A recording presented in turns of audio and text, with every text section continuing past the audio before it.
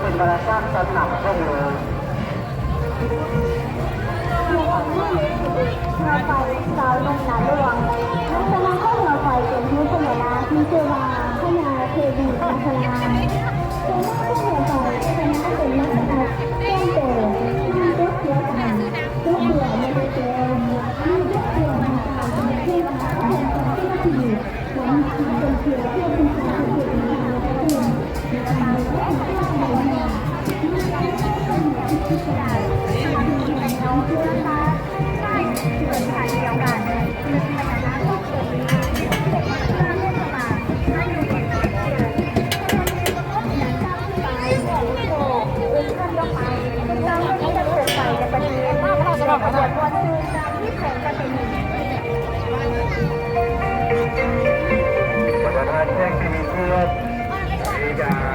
ได้แล้วว่าเกิดไปพาขึ้นไป17 ลำที่มีของที่สุดงดงามแสดงถึงปีใหม่และมีเอกลักษณ์ของสกุลสารม่วงพระบาทซึ่งตอนนี้มาถึงเรือไฟแม่เล็กที่12ก็คือเรือไฟที่อยู่ในสมุทรเป็นเรื่องที่ทำให้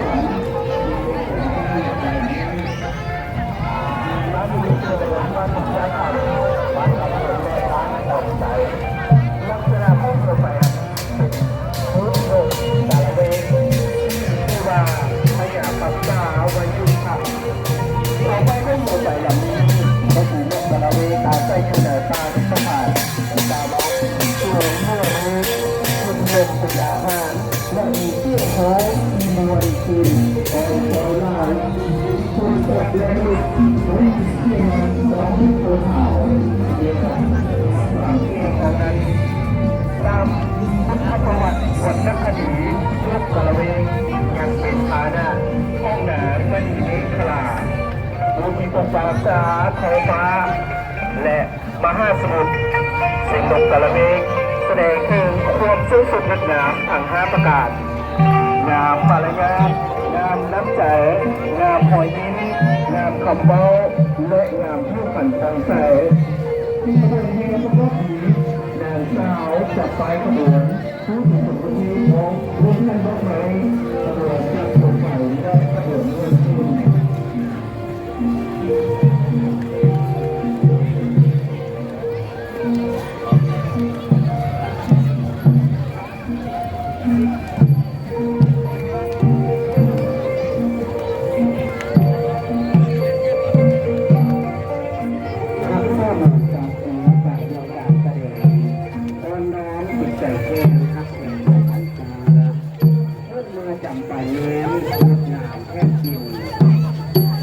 กินลานจางจะให้หางเป็น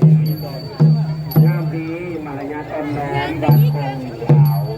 งามดีงามน้ำใจเทียบเมื่อใต้น้ำงามดีงามหอยนี้ที่กลิ่นรสเย็ดเอางามดีมารยาทจะมา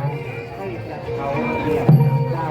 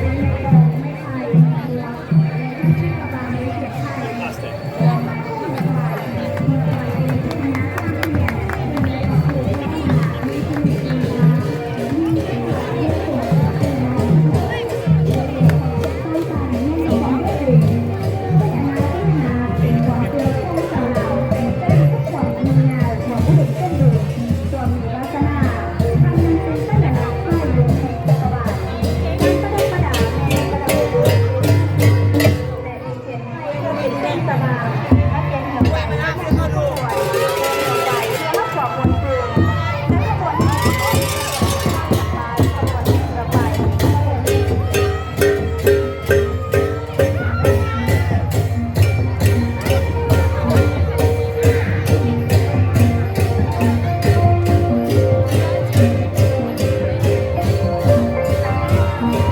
ให้จัดกับทุกท่านแต่ประธานประธานได้ที่ตามสมอยู่ในต่อหน้าประธานในตอนนี้ประตูเสือไฟผลิตตามเสือไฟภูพักโขและตามมาด้วยเสือไฟไม่เล็ก14เป็นกระแสเสาทุกบ้านทั้งห้างสำหรับเสือไฟลำนี้มีลักษณะเป็นรูปพญานาคชื่อว่าพญาเทวีนาคราชสำหรับเสือไฟเสือไฟคงเป็นนั้นเป็นเป็นพญานาคทั้งหัวทั้งหลังทั้งสุดารีสมบัติกับผู้ชื่อเสือไฟมาพญานาคที่มีการทำความสะอาดเป็นน้ำแข็งข้าอะไร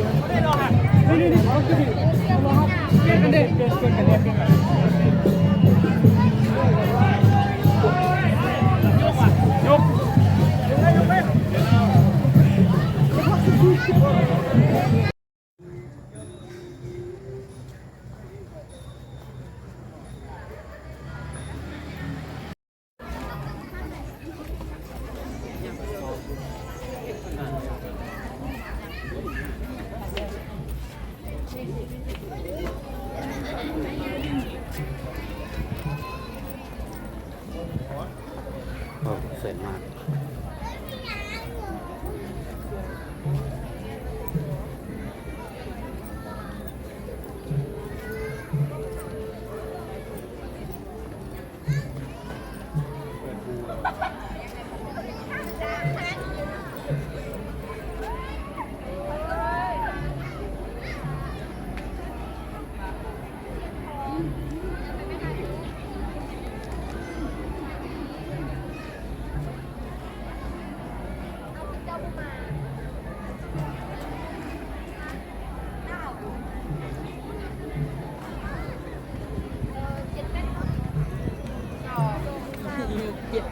sao ơi em có sao được hả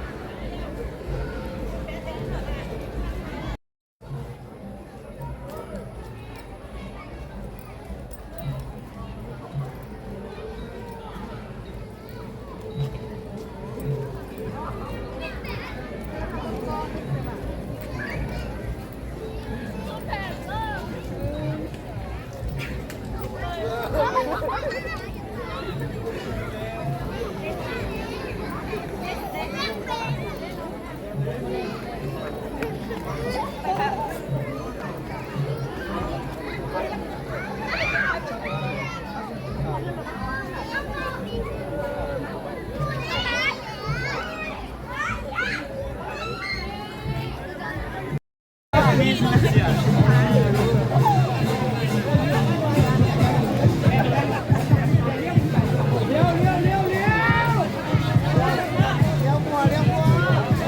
าแต่ห้างยังมาไม่เนาะเอาฟังว่าเอาแต่ห้างยังมาจะอยากเล่น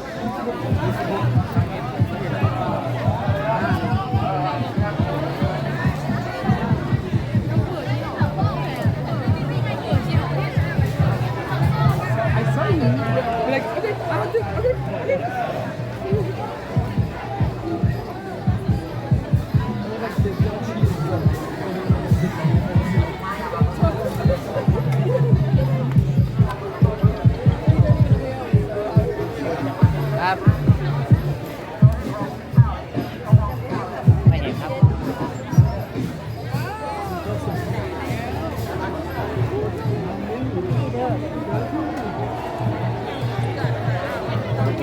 เรามาอยู่อะไรเลยว่าเชียงรองไปหน่อยมั้งครับ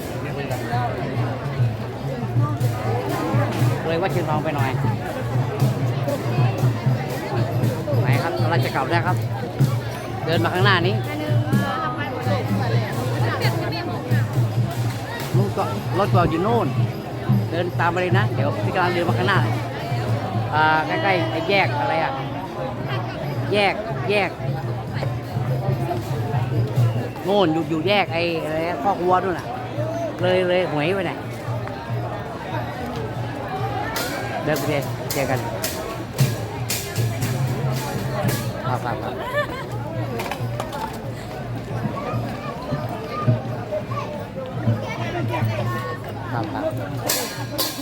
เดินไปตรงหวยออกครับ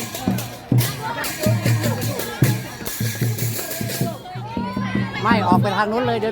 นขึ้นเหนือเราเคยล่องใต้ไปเลยลงไปทางนู้นเลย ออกแยกข้อวัวไปหน่อย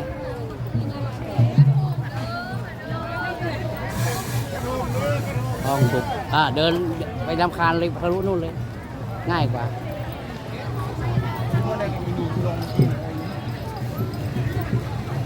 ครับถ้าเดินล่องไปกันเรื่อย